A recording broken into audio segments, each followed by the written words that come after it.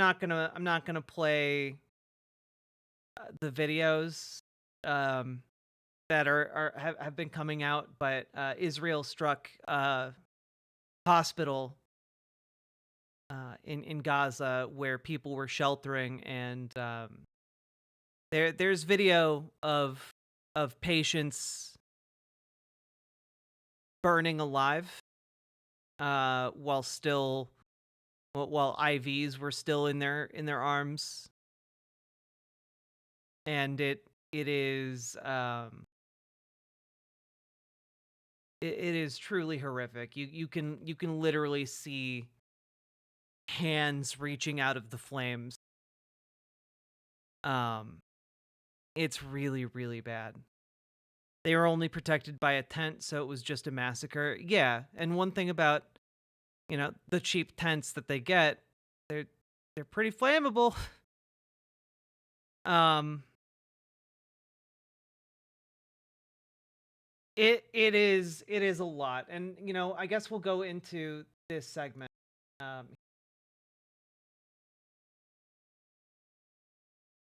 because largely what we're seeing is just escalation. And I believe I talked about this on stream a while back, but um, there was a plan that has been floated around within the upper echelons of the Israeli military, uh, essentially arguing it is called colloquially the general's plan. And what this plan entails, it was created by ex military leaders in the IDF and made it in front of Netanyahu. And uh, as far as I can tell, Israel is currently following the general's plan. There was also an ad campaign behind it where like they bought billboards in downtown Tel Aviv in like the heart of the city, telling people about the general's plan and how good it would be for ending conflict in Gaza. And the plan is essentially designed to deal with the fact that there are hundreds of thousands of people who remain behind in northern Gaza despite evacuation warning. And so to fix that and to forcibly remove them from the land, what the general's plan puts forward is the idea that um, they will besiege the entirety of northern Gaza, and they will not allow any food or water into that area until until well until all the civilians leave. And basically, the premise is if civilians leave the area, the IDF will give them food and water, and they'll be safe. But those people don't believe that because they've been told to go everywhere, and nowhere is safe in Gaza. And the idea being that this will empty northern Gaza of all non-combatants. And to that end, anyone who will remain in northern Gaza after a certain amount of time will be declared a military target, will be declared a combatant, which essentially means that anyone and everyone in that zone will be considered Hamas for the purposes of Israel shooting them, bombing them, killing them. I.e., they will do a massacre to whoever is left behind. And there is literally no reason they couldn't just then go and do this in southern Gaza. And again, if you look at how this conflict has played out, you had mass, expulsions of people from northern Gaza at the beginning of the conflict. And the red line was not going into Rafah, allegedly. Joe Biden's red line. But then, hey, they went into Rafah. They expelled all the people in Rafah. or as many people as they could, and now they're coming back a second time to, you know, cordon off one giant area, expel everyone, and then kill whoever remains. And I have no reason to believe that they're not going to do that again in southern Gaza. And frankly, I have no reason to believe that they're not going to do that again in the West Bank. And it is really horrific because food has not been allowed into Gaza since the end of September. We are 2 weeks into October now, you might realize. And that kind of indicates, doesn't it, that there is a prolonged period of starvation being imposed upon the people of Gaza. And, I mean, there is no other word for what's being done here. The plan is explicitly an ethnic cleansing. And not only that, it lays out the groundwork for a justification of genocide. That is 100% what reclassifying anyone within those areas as a combatant is intended to enable. And it is, yeah, it's awful. There's not really an out for it, outside of the United States placing unimaginable pressure upon Israel to end what it's about to do. And hopefully that can be done if Kamala Harris is president. I can't guarantee that. Unfortunately, I wish I could. I wish there was a pathway for anyone who could end that, but there's not. And unfortunately, Kamala Harris is the best bet for maybe being able to pressure to do something about this. I wish she would stop weapons. I do too. And the unfortunate reality is she's not going to be able to do that unless she's elected. She can't do it right now. Like, the vice president doesn't have that power. One thing a friend mentioned is that we have no actual power over Israel, given them too many military secrets in multiple countries. We're tense with, are very much willing to fill whatever gaps we leave in return for information. I mean, I think we have very clear material and diplomatic and geopolitical power over Israel. Like, they can make that very unpleasant for us if they choose to, but like, ultimately we are the state that props them up. And right now, Joe Biden is 100% on board with the Zionist project, like ideologically committed to that. And the one upside I see of Kamala Harris is that I don't believe that she is ideologically committed to any position. So that's kind of the math in my mind on that particular issue. But it is getting really bad to the extent that, I mean, Haaretz just the other day, guys. This is an Israeli media outlet, by the way, but Haaretz put out a story that essentially, pull it up here.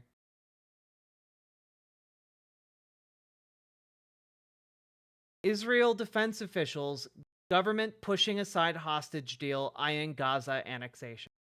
This is what it has always been about, guys. This is what this entire conflict has been leading up to. And this is the masks are off. Okay? IDF commanders in Gaza say the recent decision to operate in the northern part of the Strip was taken without proper deliberations and is apparently aimed at pressuring civilians in the area to relocate because, again, this is the general's plan that I just described to you. The Israeli government is not seeking to revive hostage talks, and the political leadership is pushing for the gradual annexation of large parts of the Gaza Strip. And guys, what that means is one of a couple things. One, they intend to either cordon off an incredibly small and concentrated area for Palestinians in Gaza and then just take everything else, i.e. concentrate them into some kind of camp, as it were. Or they're planning to push them out of the country into Egypt with these forcible relocations, these attempts to get rid of them and expel them into southern Gaza. Or the third possibility is that they are intending to kill enough of them that enfranchising whoever remains will not meaningfully shift the political outcomes of any of the elections in their areas. That's kind of where we're at. That's exactly where we're at. We're either looking down the barrel of massive ethnic cleansing. I guess massive ethnic cleansing, or massive ethnic cleansing that ends in a massive concentration camp, or the death of most of the people who live in Gaza. And so we're really in final solution territory. Because while all of this is going on, Israel is also flailing around in Lebanon in a way that is really, really not good for the region. It's really hard to put into words here, but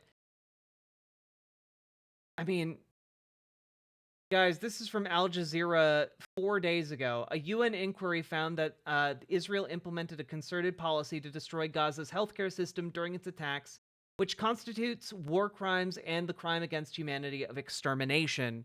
And, the UN is literally telling you that Israel is doing exterminationist crimes.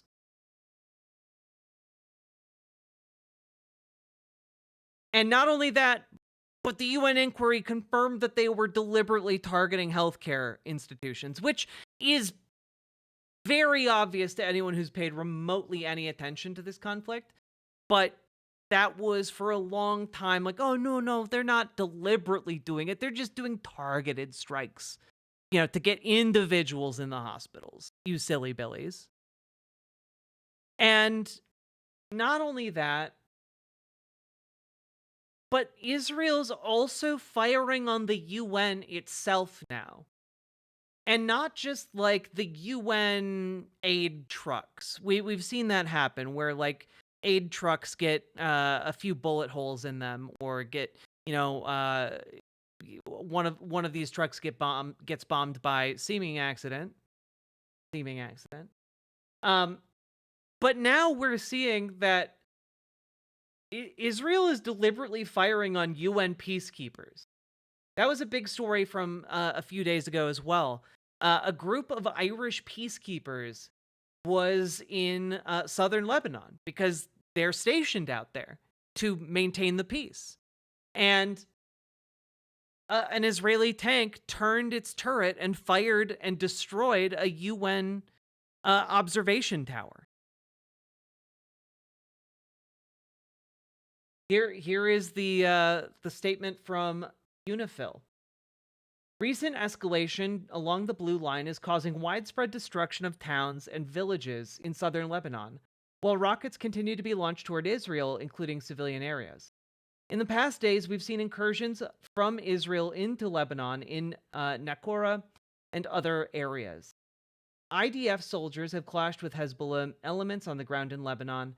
UNIFIL's Naqoura headquarters and nearby positions have been repeatedly hit. This morning, 2 peacekeepers were injured after an IDF Merkava tank fired its weapon towards an observation tower at UNIFIL's headquarters in Naqoura, directly hitting it and causing them to fall. The injuries are fortunately, this time, not serious, but they remain in hospital. IDF soldiers also fired on UN position 1-31 and Labune, hitting the entrance to the bunker where peacekeepers were sheltering and damaging vehicles and a communication system. An IDF drone was observed flying inside the UN position at the bunker entrance, meaning that this wasn't an accidental hit. They were literally observing via drone.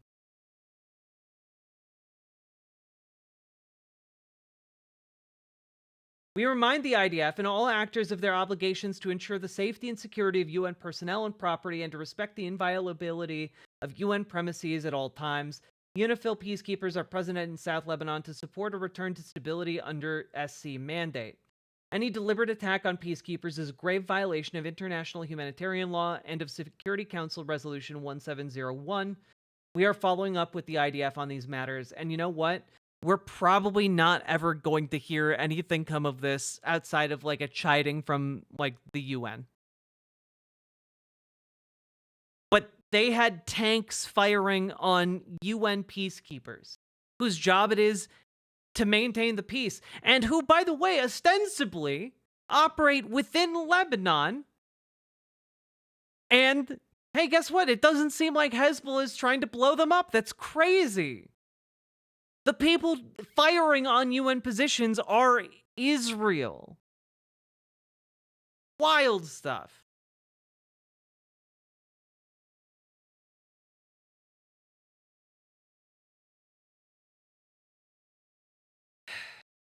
And while Israel drops bomb after bomb after bomb on Lebanon, here's Netanyahu speaking directly to them. And by to them, I mean to all of us here, because he's speaking English. The message is intended to provide cover for him from, an American audience. This is a message to the people of Lebanon. Do you remember when your country was called the Pearl of the Middle East? I do. So what happened to Lebanon? A gang of tyrants and terrorists destroyed it. That's what happened. Lebanon was once known for its tolerance, for its beauty. Today, it's a place of chaos, a place of war. Israel withdrew from Lebanon 25 years ago, but the country that actually conquered Lebanon is not Israel, it's Iran. Iran, which finances and arms Hezbollah to serve Iran's interests at Lebanon's expense. Hezbollah has turned Lebanon into a stockpile of ammunition and weapons and a forward Iranian military base. Just one day after the October 7th massacre a year ago, Hezbollah joined the war against Israel. It launched an unprovoked attack on our cities and on our citizens. It has since fired over 8,000 missiles at Israel, killing civilians without distinctions, Jews, Christians, Muslims, and Druze. Israel is...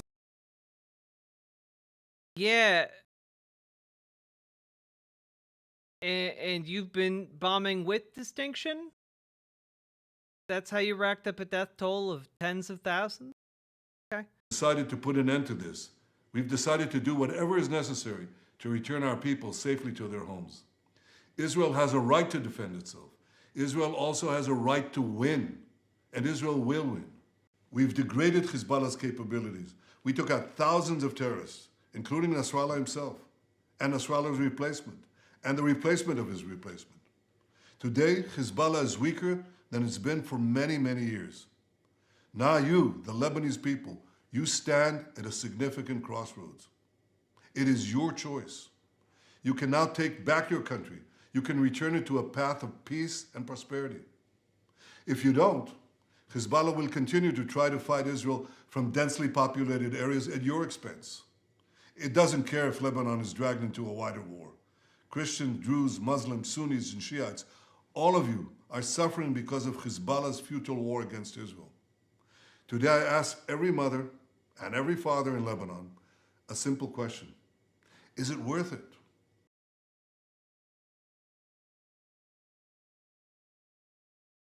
You understand what he's doing here, right? He's saying, is it worth it? Is it worth us killing you? Because we're going to kill a lot of the civilian population of Lebanon. Is it worth it? Because it doesn't have to be that way. I know you want a better future for your children.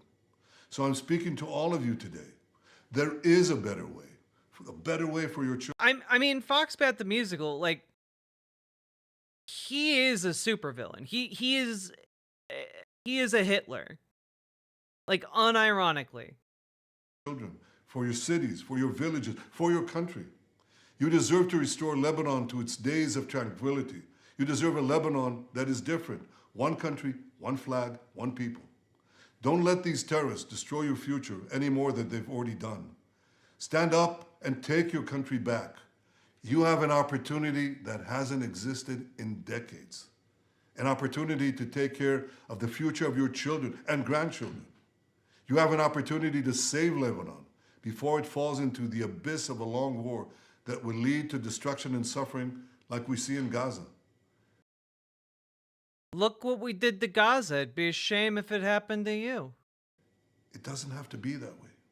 Each of you can take a step for your future. This is literally the geopolitical version of a mafia boss trying to shake down one of their victims. Even a small step. You can make a difference. I say to you, the people of Lebanon, free your country from Hezbollah so that this war can end. Free your country from Hezbollah so that your country could prosper again, so that future generations... Does he really believe we believe his crap? Well, unfortunately, Zero, a lot of people in America do believe his crap. Generations of Lebanese and Israelis... Like the reason he's doing this is because it's such a successful propaganda effort from Israel that has worked for him for like the last 40 years he's been in politics. Children will know neither war nor bloodshed, but will finally live together in peace. Like, how many mainstream commentators called this out for the propaganda it is? How many, like, people on CNN just took this completely at face value and didn't bother, like, actually looking into it at all? It is shocking to me how much slack he is given, even when it comes at the cost of tens of thousands of lives. It is truly astonishing.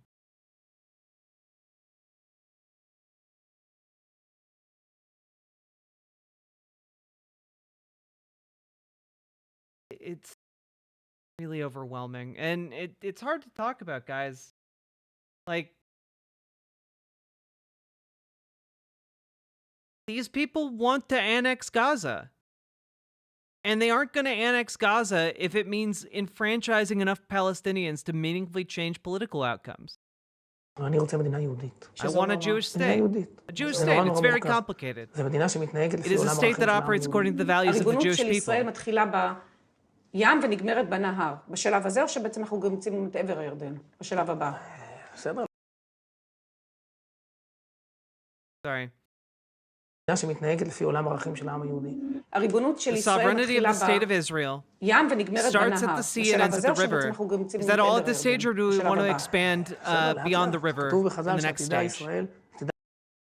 Okay, bit by bit. It is written that the future of Jerusalem is to expand to Damascus. And like, that's that's Bezalel Smotrich. That's one of the leaders, one of the highest, one of the most powerful people in Israel. And he is directly telling you what he wants to do. And the general's plan is what is being implemented as we speak. There's not a doubt. This plan has been known about in Israeli intelligence circles for a long time.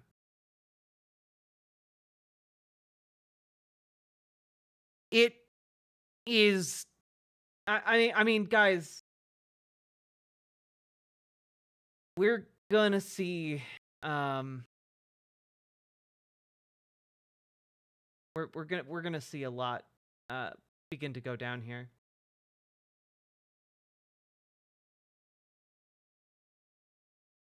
This is a reporter, by the way, from 6 days ago, or 8 days ago, rather. from the Israeli station Khan 11. The IDF returns to the northern Gaza Strip. Division 162 entered Jabalia tonight and began operations to destroy the Hamas infrastructure being renewed there. In the future, the entire northern area of the Gaza Strip will be cleansed according to the general's plan. The entire population will be evacuated beyond the Netzer axis, and the entire northern area of the Gaza Strip will be declared a closed military area. And again, this is exactly what I was telling you. Once that happens, they will kill anyone inside. And we're...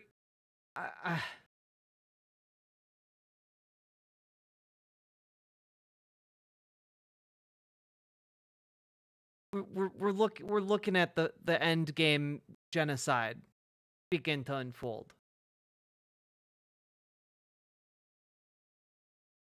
Because one of the talking points from a lot of Zionist folks has been essentially, well, if Israel wanted to, it could kill an awful lot more of them with the advantage they have militarily. And well, I think we're about to get to the point where we're going to see a massive spike in the death tolls.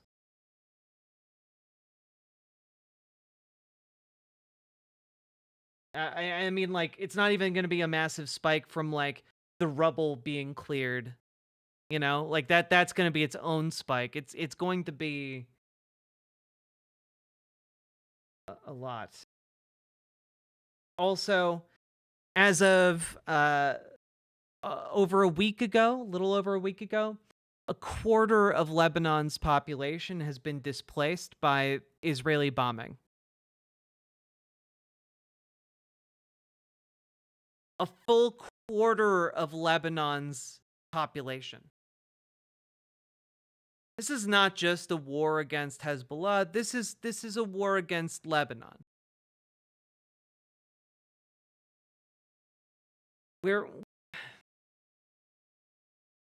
And guys, this is it's really difficult here, and I'm not going to read you all this whole thing. But this is a letter signed, or letters signed rather, from physicians who served in Gaza. The letter written to Joe Biden and Vice President Harris. And it is 100 physicians who all spent time there. And some of the takeaways here are just here's the highlight here.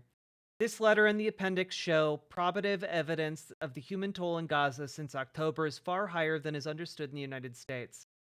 It is likely that the death toll from this conflict is already greater than 118,908, an astonishing 5.4% of Gaza's population.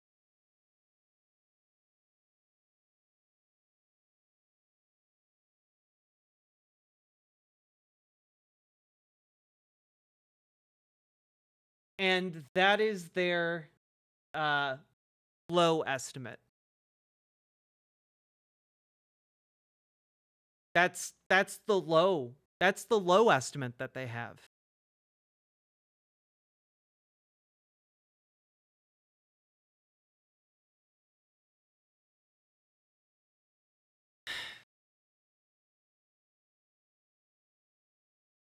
With only marginal exceptions, everyone in Gaza is sick, injured, or both.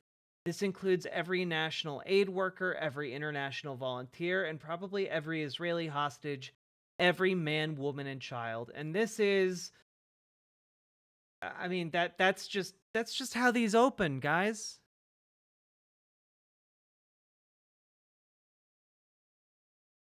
I'm gonna link it here, but definitely check this out. And you know what? Send this to people who you disagree with. You know, like I don't know how you look at this and and you think that this is acceptable.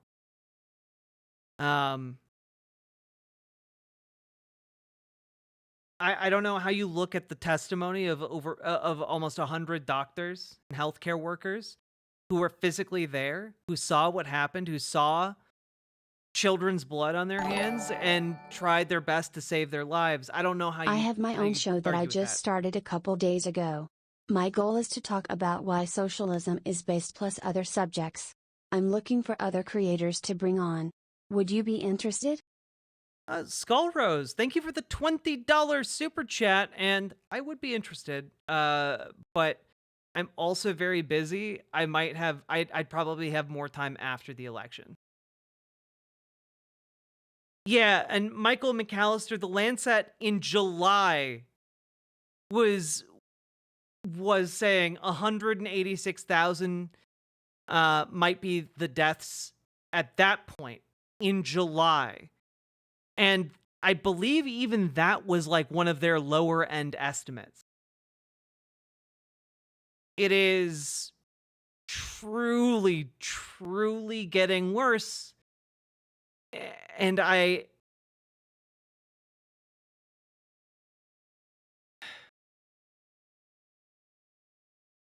mean, there's not much more to add, I guess, there. Like, it's just...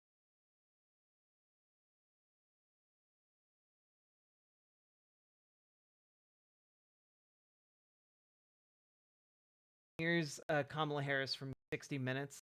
Just going to play the audio because 60 Minutes can be like that. We supply Israel with billions of dollars in military aid. Mm-hmm.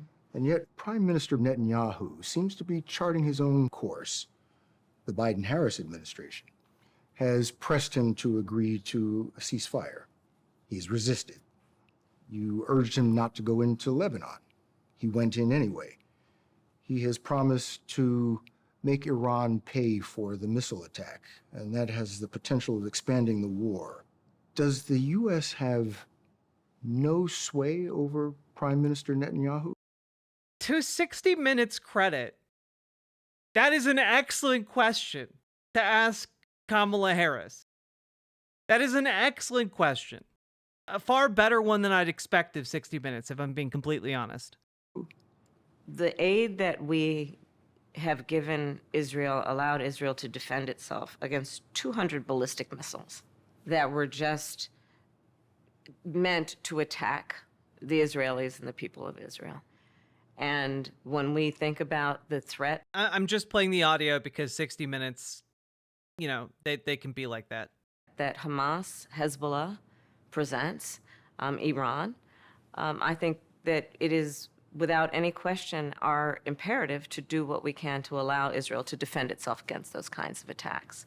Now, the work that we do diplomatically with the leadership of Israel is an ongoing pursuit around making clear our principles, which include the need for humanitarian aid, the need for this war to end, the need for a deal to be done, which would release the hostages and create a ceasefire. And we're not going to stop in terms of putting that pressure on Israel and in the region, including Arab leaders. But it seems that Prime Minister Netanyahu is not listening. Like, a lot of props to this guy for asking, or at least prompting, this follow-up, because yeah, that's kind of the huge flaw in the Biden-Harris line on Israel, which is that there's been an awful lot of talk about improving the situation over there, and the situation has actively gotten worse.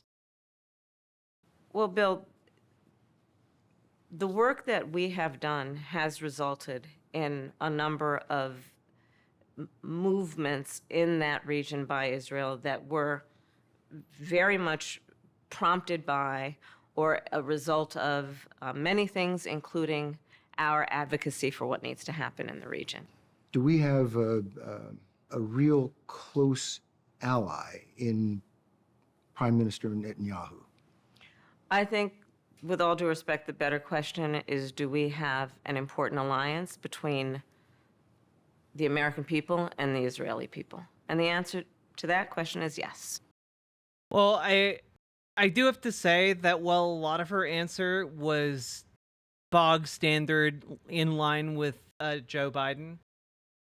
That part was not. So part of the reason I wanted to show this to you guys was because, or play the audio for it for you guys, was because essentially this is the most diplomatic way of saying no. That is a diplomatic rephrasing to a that conveys the same as a no. And I find that interesting, at the very least. I think it represents a minute departure, perhaps. But I do wonder, and I do have a small spark of hope that maybe once she gets in office, she will not be lockstep in this Zionist foxhole. You know, like it is not good for her politically to be in the position she has been holding. But I think a lot of the reason she's been doing it is so that she can get enough juice to get into office. That is my hope. I fully cop to it being hopium. But I think that there are some signs here. But it is faint, it is scant, and we're just, everything's bad. Just everything is bad, you know? Yeah.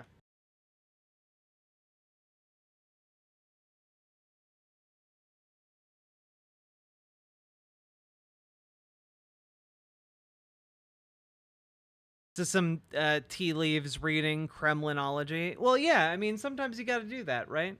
Like, unfortunately. They already attack her as anti-Jewish for not showing up to kiss the ring. Well, yeah, that's the thing. You know, I think that she's trying to shore up her support among like a Zionist base and, you know, amongst her donors. And this is kind of the cost that she's decided to pay, or her campaign has decided to pay. And it is, I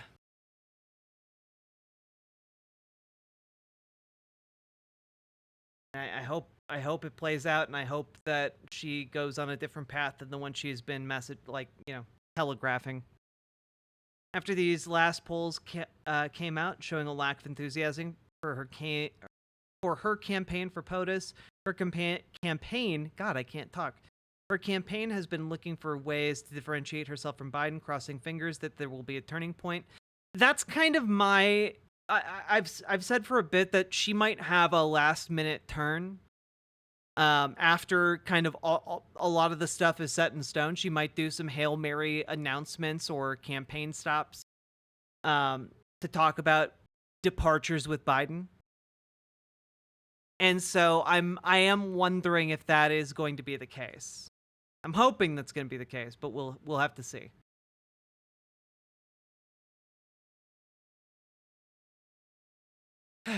With that, not true. Oh God. With that, I think we will stop with this coverage for tonight, because there's only so much I can say that will actually be useful, you know? And I don't know. We're staring down the possibility of a truly horrific point in history. Where's the knitted blush? Blush right here. She'll be in Lansing on Friday. Yeah, I really hope she shores up Michigan. I don't have high hopes, but I do think she could. She certainly could manage it. With that, folks, I'm going to hit the button. The segment's over.